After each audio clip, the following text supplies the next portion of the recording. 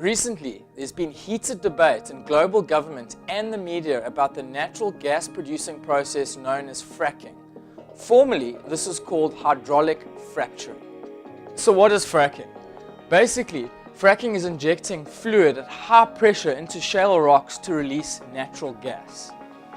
Drilling commences downwards until a target depth is reached, at which point it continues horizontally. While this is happening, water with a mixture of chemicals is sprayed at very high pressure into the rocks, causing small explosions which release natural gas.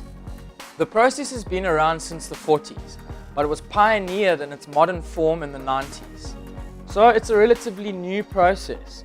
It has rapidly becoming commonplace in countries like the United States, the United Kingdom, Argentina, Canada, and South Africa, to name but a few, largely due to the rising costs of energy. The bottom line for us South Africans is that we require a renewable source of energy. We cannot rely on coal forever. Shale gas is one such alternative. However, the big question is, at what cost will this come to local communities and our environment? This leads us to the next point. Why is fracking so controversial? It is possible for methane gas and toxic chemicals to leak out during the fracking process and allegedly contaminate the groundwater. Many fracturing chemicals are known to be toxic to humans and to wildlife. According to a study by Duke University in the United States, methane concentrations are 17 times higher in drinking water wells near fracturing sites. Methane, for those that aren't scientists, is a natural gas more than 20 times as potent as carbon dioxide in terms of global warming. There have been over 1,000 documented cases of water contamination next to areas of gas drilling, fracking. These include cases of sensory, respiratory, and neurological damage due to contaminated groundwater. The waste fluid is reportedly left in open-air pits to evaporate, releasing harmful compounds into the atmosphere, causing contaminated air. Cornell University in the United States point to long-term environmental damage, saying that it'll be worse than the long-term use of coal. There is, of course, always a consideration of corruption and lack of compliance. However, the same can be said with any industry that involves the government. Finally, experts warn that fracking will have a devastating impact on the ecosystem in the Karoo. It is already a dry and arid area, and it is a cause for concern. So, with the potential problems in mind, what are the benefits? A study commissioned by the South African government shows that potentially 960 billion rand can be added to our GDP over the next 20 to 30 years. I must say that I do question the methodology of this study, but even if a fifth or a tenth of this amount was realized, it would, in my view, be worth it. Job creation could potentially run into the thousands. In South Africa, supply is not meeting demand. We can effectively tap our natural resources in order to solve this problem. We have to stop focusing on the problem and start focusing on a solution.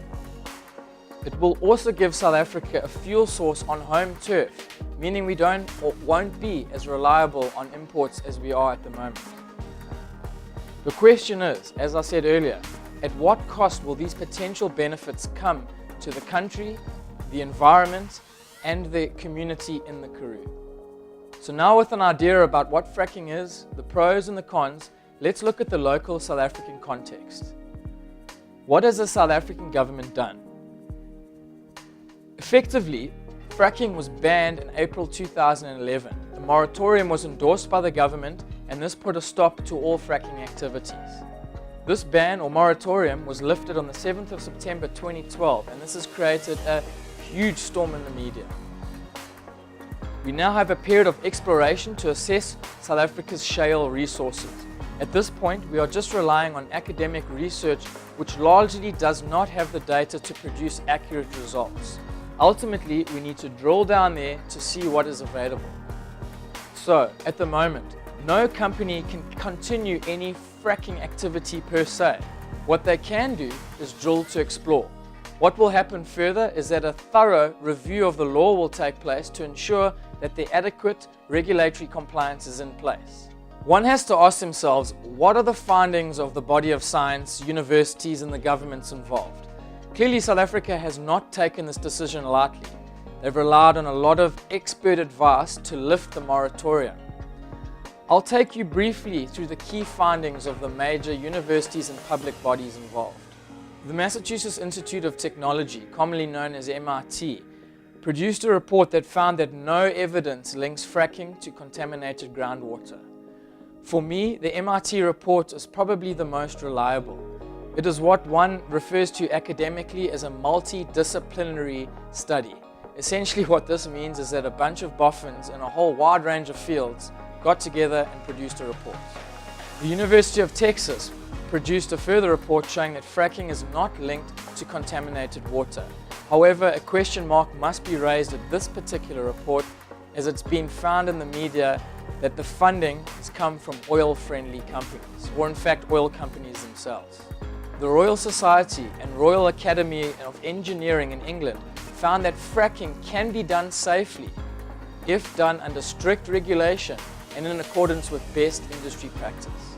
Conversely, on the other hand, Duke University in the United States found in 2011 that fracking is linked to contaminated groundwater. However, a year later, in July 2012, a new study by the same university found that no fluids used in the fracking process have reached groundwater. As alluded to a little earlier, Cornell University have also released a study showing substantial damage to the environment over a long term. They've stated that the environmental damage will probably be worse than that of the use of coal. So, what's next?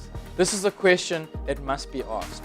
The International Energy Agency has said that gas companies must earn the right to exploit shale gas.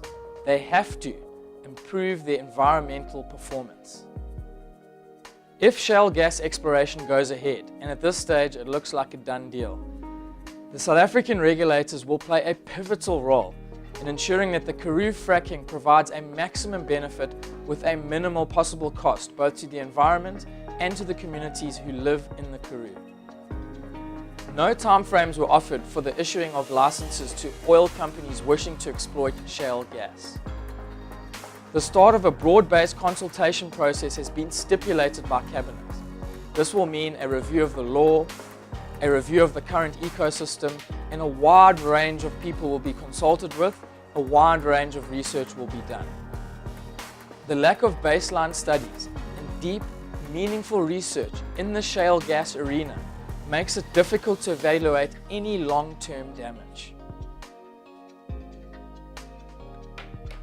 The lack of any meaningful baseline studies means that it's difficult for anyone to evaluate the long-term damage fracking can have on our environment.